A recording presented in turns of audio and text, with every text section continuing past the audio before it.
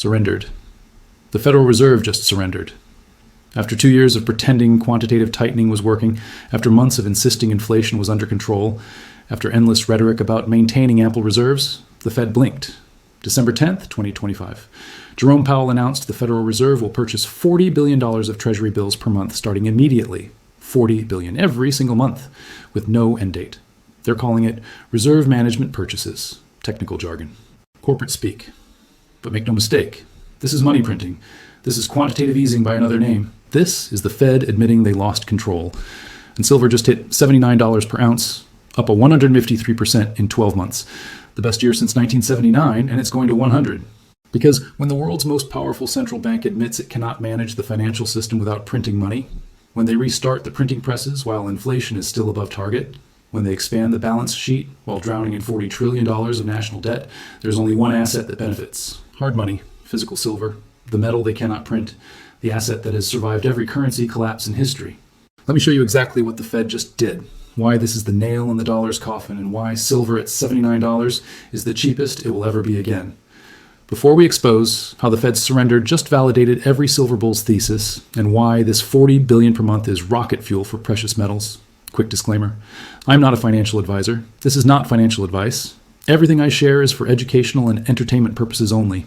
Do your own research and consult with a licensed professional before making any investment decisions. What I am about to show you are Federal Reserve official statements, verified market data, and documented price movements. What you do with this information is entirely your responsibility. Now, if you want to understand how the money printing machine just restarted and why this sends silver to triple digits, you need to subscribe right now and turn on notifications.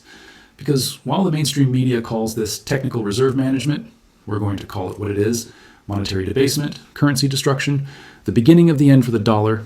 Smash that like button if you've been stacking silver while your friends trusted the Fed. Share this with anyone who thinks inflation is over. And comment below telling me your silver price target for December 2026. Let's get into it.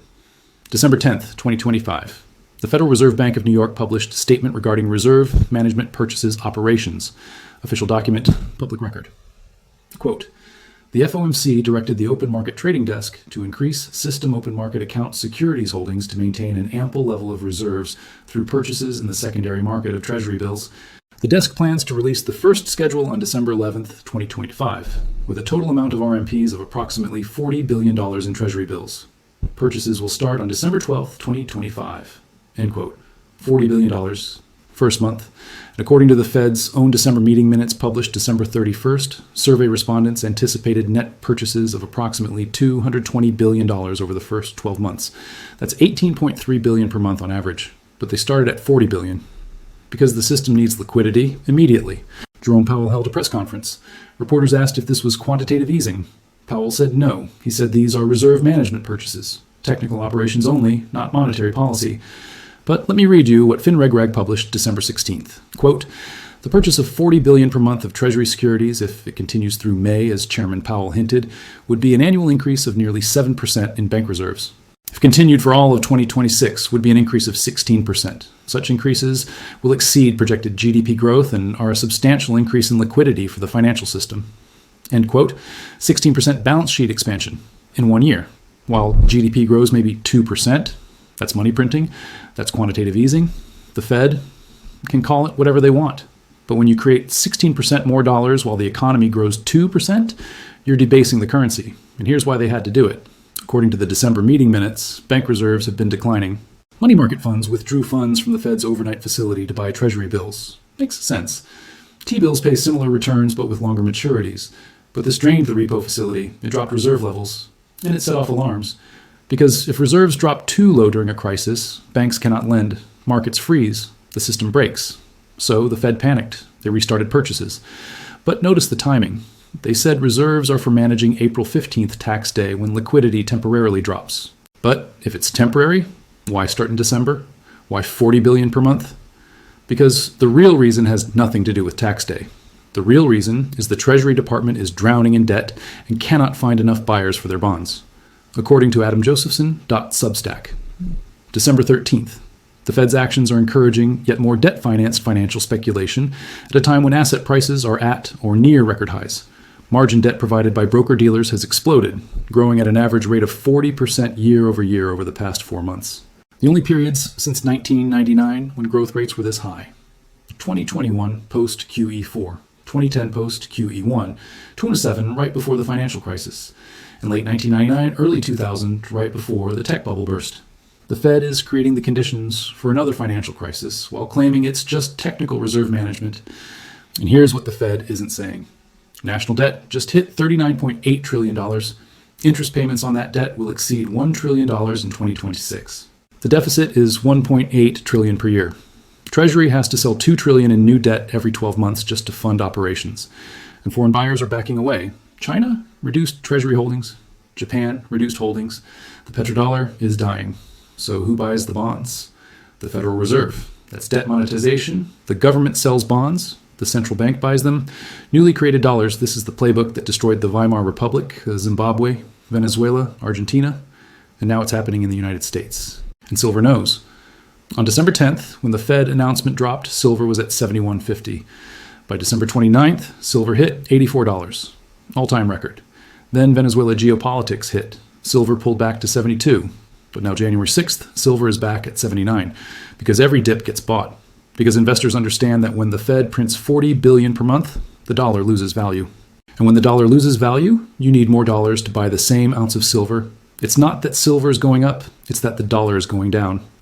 And the Fed just accelerated the decline. Now let me show you why this $40 billion per month is just the beginning. Berkshire Eagle published December 21st, quote, "For a simpleton like me, what I see is this. The U.S. Treasury auctions off billions in short-term debt each month to fund our debt. As of December 12th, the U.S. Central Bank is now purchasing those same securities in the open market. The government will be selling short-term paper while simultaneously buying it back. The only difference between what the Fed is doing now and monetization is the question of permanency. And no one has even mentioned the M word. That is understandable, given that fears of money printing would trigger a collapse in the dollar and skyrocketing gold," end quote, skyrocketing gold and silver.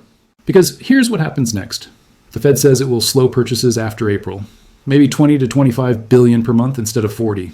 But that assumes no crisis. That assumes the economy stays stable. That assumes Treasury can find other buyers.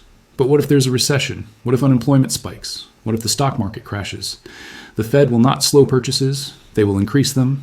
They will go to 60 billion, 80 billion, 100 billion per month. Because once you restart the printing press, you cannot stop. Every financial crisis requires more liquidity. Every debt default requires more bailouts. Every market panic requires more intervention. The Fed just surrendered to this cycle, and silver is the escape hatch. Look at what precious metals did after the Fed announcement. Silver up 11% in 2 weeks. Gold hit $4,400, all-time high. And these moves happened during Ghost Week, low volume. Thin liquidity. Imagine what happens in February when institutional money returns, when pension funds rebalance, when foreign central banks panic about dollar debasement and buy gold and silver. The move from 79 to 100 will happen in days, not months. And industrial demand is exploding. Solar panels need silver. Every panel uses 20 grams. Global solar capacity is quadrupling by 2030. Electric vehicles need silver. Every EV uses 30 grams. EV sales growing 25% per year.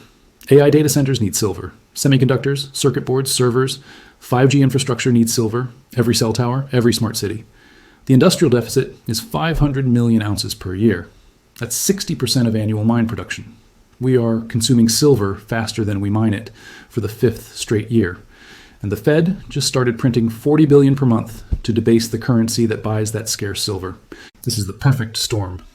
Supply deficit, industrial demand surge, currency debasement, geopolitical chaos, Venezuela, China, Japan, Korea. Regional instability everywhere.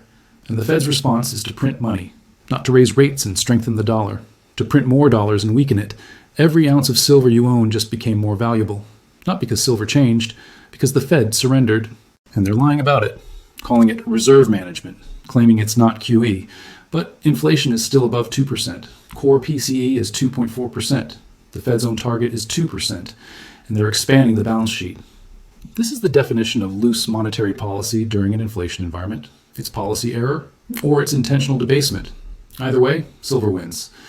So here's what you do. If you own physical silver, do nothing. You already won. The Fed just validated your thesis. They admitted they cannot manage the system without printing. Hold your metal. If you own paper silver like SLV, understand you own a promise, not metal. When the real squeeze hits, those ETFs might not deliver. consider converting to physical. And if you don't own silver yet, buy now. $79 is cheap. When the Fed is printing $40 billion per month, when debt is $40 trillion, when deficits are $2 trillion per year, $79 is a gift. $100 is coming. $150 is possible. $200 is not crazy. Because every empire that debases its currency ends the same way.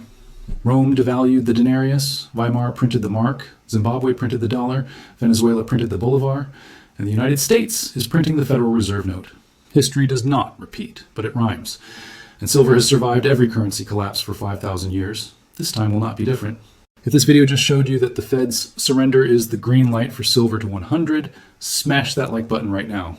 Subscribe and turn on notifications because I will track every Fed balance sheet expansion, every silver spike, every sign the dollar is dying.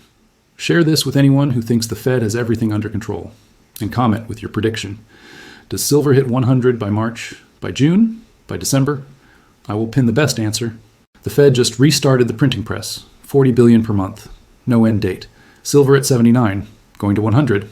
The surrender is complete and only hard money survives. I will see you in the next one.